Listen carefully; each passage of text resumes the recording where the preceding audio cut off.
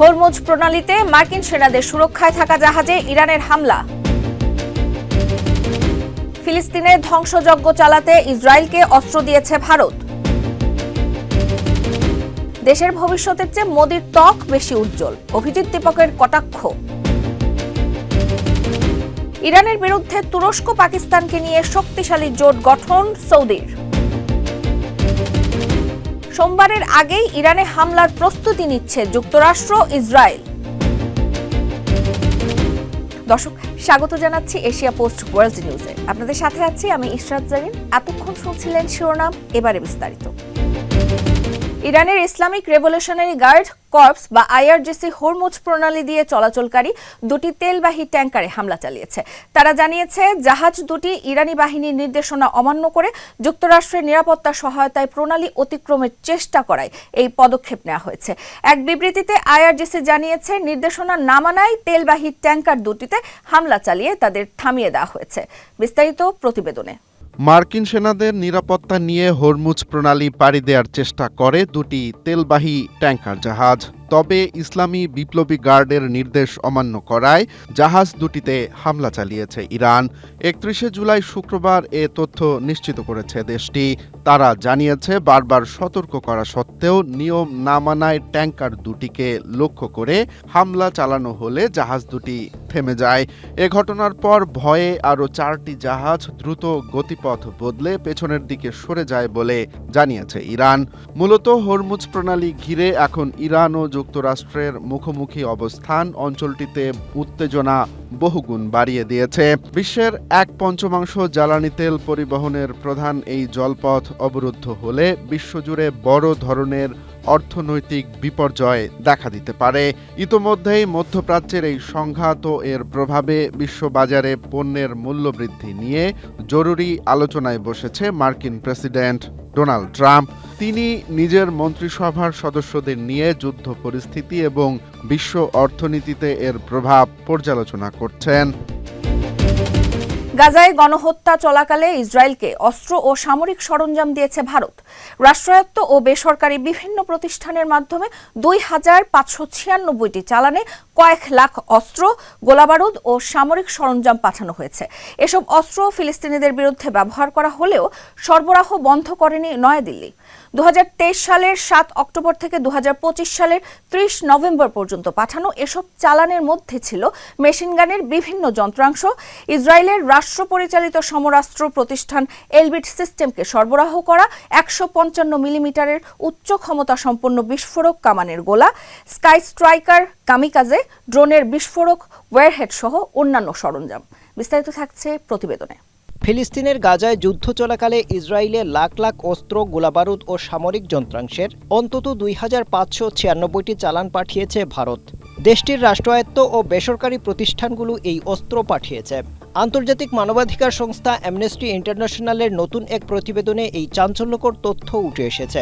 Middle East Eye জানিয়েছে 2023 সালের 7 October থেকে 2025 সালের 30 নভেম্বর পর্যন্ত এসব চালান পাঠানো হয়েছে। অ্যামনেস্টির প্রতিবেদন অনুযায়ী এসব চালানের মধ্যে ছিল মেশিনগানের যন্ত্রাংশ, এলবিট সিস্টেমকে দেওয়া 155 মিলিমিটার উঁচুমাত্রার বিস্ফোরক কামানের গোলা, স্কাই স্ট্রাইকার কামিকাজ ড্রোনের বিস্ফোরক ওয়ারহেড এবং ইসরায়েলি সামরিক বাহিনীর প্রধান সরবরাহকারী প্রতিষ্ঠানগুলোর জন্য পাঠানো সাজোয়াজানের বিভিন্ন অংশ। খান ইউনিসের ধ্বংসস্তূপের মধ্য থেকে এ ধরনের উঁচুমাত্রার বিস্ফোরক ড্রোনের অবশিষ্টাংশ উদ্ধার করা হয়েছিল বলেও প্রতিবেদনে উল্লেখ করা হয়েছে। অ্যামনেস্টির হিসাব অনুযায়ী ইসরায়েলি বাহিনীর মূল সরবরাহকারী বড় বড় কোম্পানিগুলোকে দেওয়া এসব চালানের মধ্যে ছিল ড্রোনের ওয়ারহেড ও কামানের গুলার খোসাসহ 5,64,970টি বিস্ফোরক উপাদান, 3,90,516টি আগ্নেয়াস্ত্রের যন্ত্রাংশ এবং 298টি সামরিক যানবাহনের অংশ। প্রতিবেদনে উল্লেখ করা হয়েছে 2023 সালের 7 অক্টোবর দক্ষিণ ইসরায়েলে ফিলিস্তিনি স্বাধীনতাকামী গোষ্ঠীর হামলার পর গাজায় অভিযান শুরু করে তেল আবিব। এরপর থেকে 2026 সালের 29 জুলাই পর্যন্ত গাজায় অন্তত 2,47,387 জন ফিলিস্তিনি আহত ও নিহত হয়েছেন। ভারতের 9টি প্রতিষ্ঠান ও সরকারের কাছে চিঠি পাঠানো হলেও প্রতিবেদন প্রকাশের আগে কোনো জবাব পাওয়া যায়নি বলে জানিয়েছে অ্যামনেস্টি ইন্টারন্যাশনাল। মানবাধিকার সংস্থাটির মহাসচিব আনিয়াল কালামার এক বিবৃতিতে বলেন, আন্তর্জাতিক ন্যায়বিচার আদালত বা আইসিজে গাজায় ফিলিস্তিনিদের ওপর যুদ্ধের ঝুঁকির কথা স্বীকার করে অন্তর্বর্তীকালীন নির্দেশ দেওয়ার পর ভারত সরকার আন্তর্জাতিক আইন লঙ্ঘনের ঝুঁকি সম্পর্কে জানত না বলে আর দাবি করতে পারবে না। তিনি আরও বলেন, গাজায় চালানো অভিযানে ইসরায়েলি বাহিনী যখন অনবরত মৃত্যু ও দুর্ভোগ বাড়াচ্ছিল, তখন ভারতের বিভিন্ন প্রতিষ্ঠান ইসরায়েলের প্রতিরক্ষা খাতে উপাদান জুগিয়ে মুনাফা অর্জন করে গেছে। বর্তমানে বিশ্বে ইসরায়েলের অস্ত্রের সবচেয়ে বড় ক্রেতা ভারত। পাশাপাশি বেশ কিছু ইসরায়েলি অস্ত্র প্রস্তুতকারক প্রতিষ্ঠান যৌথ উদ্যোগে ভারতে কারখানা স্থাপন করেছে। 2024 সালের সেপ্টেম্বরে ইসরায়েলে অস্ত্র রপ্তানি বন্ধের দাবিতে ভারতের নাগরিক সমাজের আবেদন খারিজ করে দেন দেশটির সুপ্রিম কোর্ট।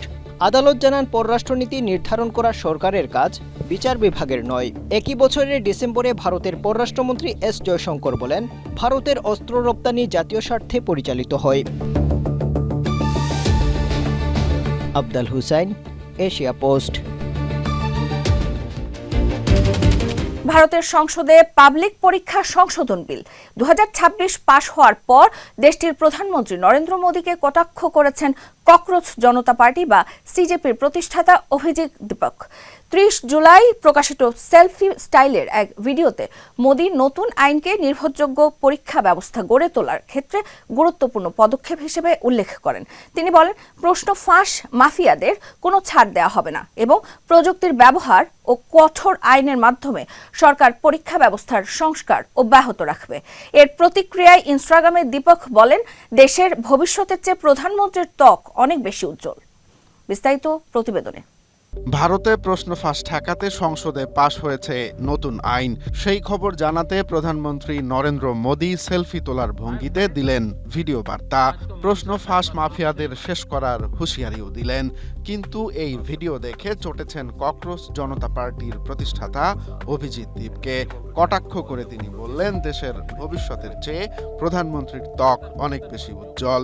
শুধু তাই নয়, মোদীকে প্রধানমন্ত্রিত্ব ছেড়ে সোশ্যাল মিডিয়া ইনফ্লুয়েন্সার হওয়ার পরামর্শ দেন তিনি। একই সুর কংগ্রেস এমপি প্রিয়াঙ্কা গান্ধীর গলায়ও। তিনি বললেন, ক্যামেরার নতুন নতুন অ্যাঙ্গেল বদলে তরুণদের মন জয় করা যাবে না। আসলেই যদি বদলাতে চান তবে সরকারের নিয়ত বদলাতে হবে। ভারতের এই নতুন আইনে কড়া শাস্তি আর ফাস্ট ট্র্যাক আদালতের কথা থাকলেও বিরোধীদের অভিযোগ, প্রশ্ন ফাঁস ঠেকানোর কোনো টেকসই সমাধান এখানে রাখা হয়নি। এমনকি সিবিআই আইনজীবীর অনুপস্থিতিতে প্রথম শুনানি স্থগিত হওয়ায় ফাস্ট ট্র্যাক আদালতের সদিচ্ছা নিয়েও প্রশ্ন তুলেছেন তারা। আইন যতই করা হোক, বাস্তবায়নের দায়িত্বে থাকা মানুষগুলো ঠিক না হলে জালিয়াতি কখনোই থামানো যাবে না বলে মনে করছেন বিরোধীরা। সৌদি আরবের নেতৃত্বে পাকিস্তান ও তুরস্ক সহ 14টি দেশ লোহিত সাগর ও বাব আল মানদেব প্রণালীতে আন্তর্জাতিক বাণিজ্য ও নেভিগেশন সুরক্ষার জন্য একটি বহুজাতিক সামুদ্রিক প্রতিরক্ষা জোটের সমর্থন জানিয়ে যৌথ বিবৃতি দিয়েছে। রিয়াদে অনুষ্ঠিত এই বৈঠকে একে ইরানের হুতি মিত্রদের হুমকি ও বাণিজ্যিক জাহাজে হামলার বিরুদ্ধে একটি উন্মুক্ত আত্মরক্ষামূলক উদ্যোগ হিসেবে তুলে ধরা হয়েছে। বিস্তারিত দেখুন প্রতিবেদনে। সৌদি আরবের উদ্যোগে মধ্যপ্রাচ্যে অবাধ নৌ চলাচল নিশ্চিত করতে 14 দেশের একটি সামরিক জোট গঠন করা হয়েছে। Multi national maritime defence alliance নামের এই জোটের লক্ষ্য হল বৈশ্বিক বাণিজ্য ও জ্বালানি সরবরাহের জন্য গুরুত্বপূর্ণ পথ রক্ষা করা।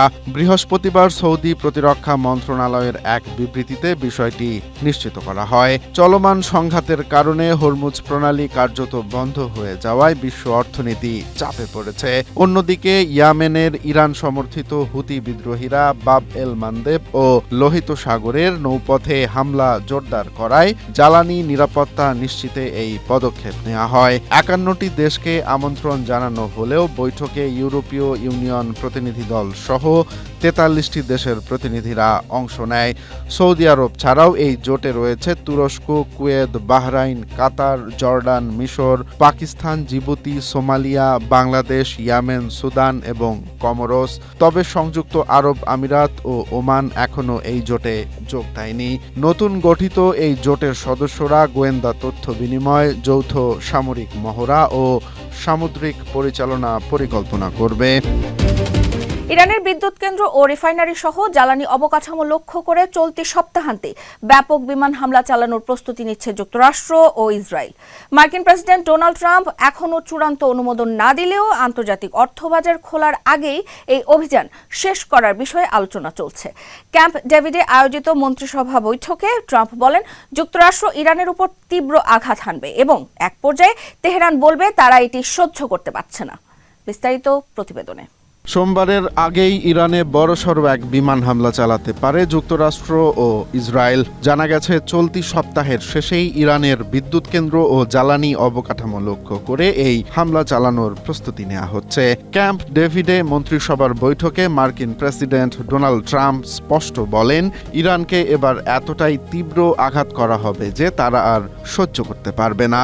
হোয়াইট হাউস থেকেও স্পষ্ট জানিয়ে দেওয়া হয়েছে, ট্রাম্পের মেয়াদে ইরানকে কোনোভাবেই পারমাণবিক অস্ত্র তৈরি করতে দেয়া হবে না। পেন্টাগন জানিয়েছে তাদের সশস্ত্র বাহিনী সব দিক থেকে সম্পূর্ণ প্রস্তুত। তবে ওয়াল স্ট্রিট জার্নাল বলছে, ট্রাম্প হামলার চূড়ান্ত অনুমোদন দিলেও শেষ মুহূর্তে কূটনৈতিক আলোচনার সুযোগ থাকলে তা স্থগিত হতে পারে। অন্যদিকে ইসরায়েলি এক কর্মকর্তা সিবিএস নিউজকে জানিয়েছেন, পূর্ণাঙ্গ সামরিক অভিযানের বিষয়ে তারা এখনো কিছুই জানেন না। মার্কিন ও ইসরায়েলি এই হুমকির জবাবে অবশ্য বসে নেই ইরানও। তাদের জ্যেষ্ঠ নিরাপত্তা কর্মকর্তা জানিয়েছেন, হামলা হলে তারা কেবল বসে থাকবেন না, ইসরায়েল ও মধ্যপ্রাচ্যে থাকা যুক্তরাষ্ট্রের প্রধান সামরিক ও জ্বালানি স্থাপনাগুলোতে পাল্টা ভয়াবহ আঘাত হানবে তেহরান। সব মিলিয়ে মধ্যপ্রাচ্য জুড়ে এখন চরম উত্তেজনা বিরাজ করছে।